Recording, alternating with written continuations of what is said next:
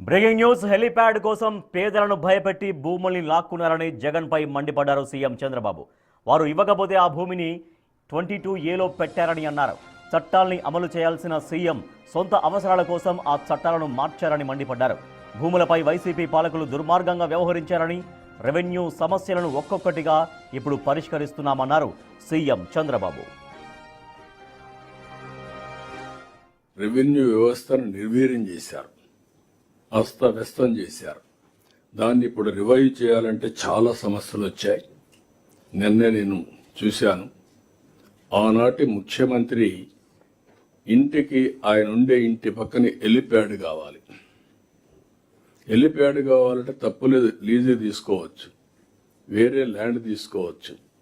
దానికోసం ఒక అతన్ని ఇమ్మంటే ఓన్ ల్యాండ్ నేను ఇవ్వనన్నాడు.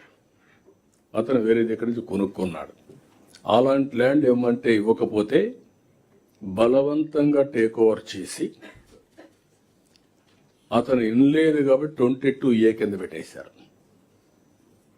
అంటే ఒక ప్రైవేటు వ్యక్తి ల్యాండ్, సాక్షాత్తు చట్టాలు చేసే ముఖ్యమంత్రి, చట్టాలను అమలు చేయవలసిన వ్యక్తి ఒక ప్రైవేట్ ఆస్తిని 22A కింద ఇల్లీగల్గా పెట్టాడంటే ఇది పరాకాష్ట.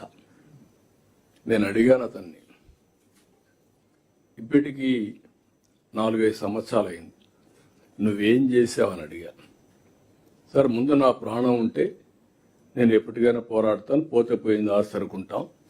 నేనేం మాట్లాడలేకపోయాను.